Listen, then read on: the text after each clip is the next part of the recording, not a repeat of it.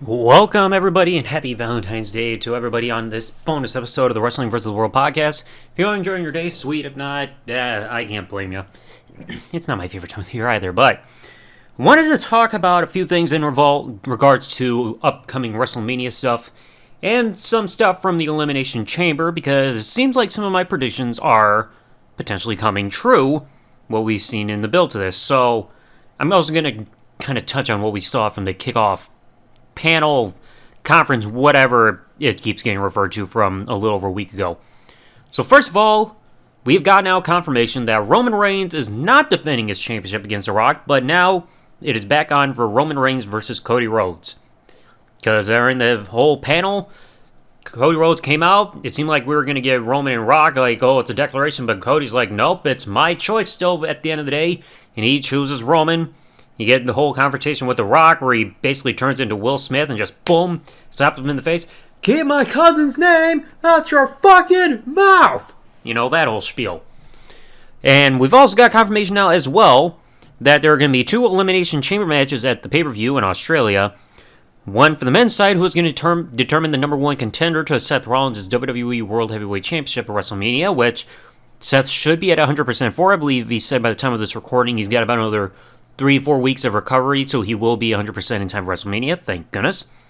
And we're also getting a women's Elimination Chamber match to determine who's going to face Rhea Ripley for the WWE World Heavyweight Women's Championship, whatever they changed the name to. It's a big old belt with a white strap, okay? And it seems like my predictions may still be becoming true for this stuff, because Drew McIntyre is clearly the odds-on favorite for the Elimination Chamber, as I've mentioned this right after the Royal Rumble, and since CM Punk got injured. And it seems like Becky is going to go after Rhea. Because you had the whole confrontation there saying, oh, mommy's going to have to learn what it's like to be a bottom. Oi, fella. So it seems like a couple plans are still in the works, and still going on to this day, thankfully.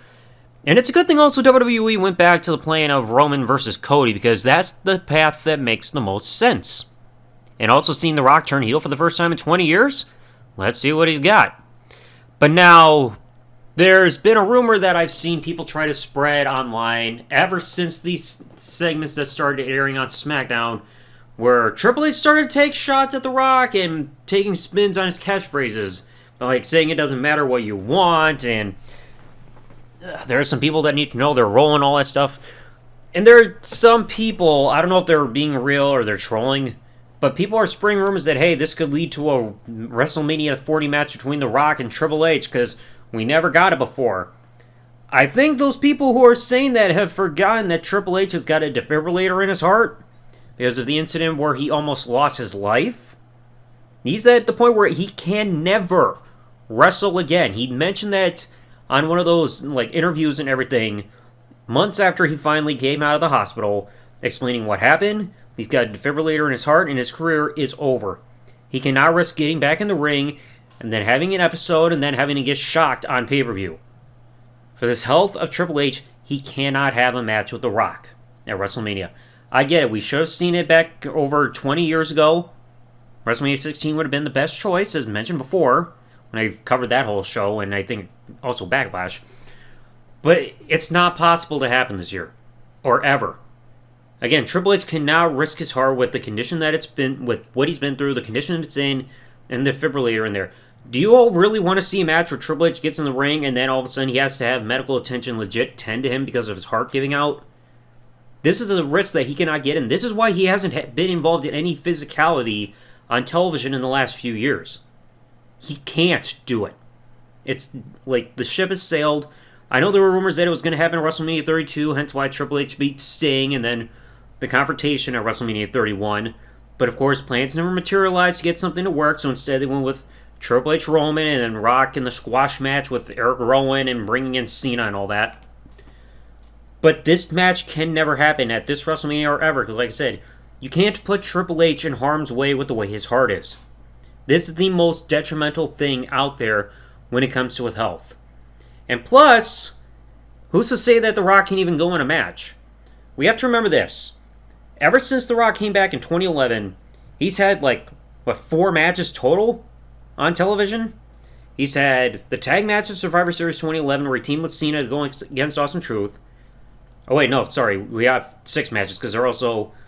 I remember the 2 WrestleMania matches with Cena, both of which The Rock got injured in.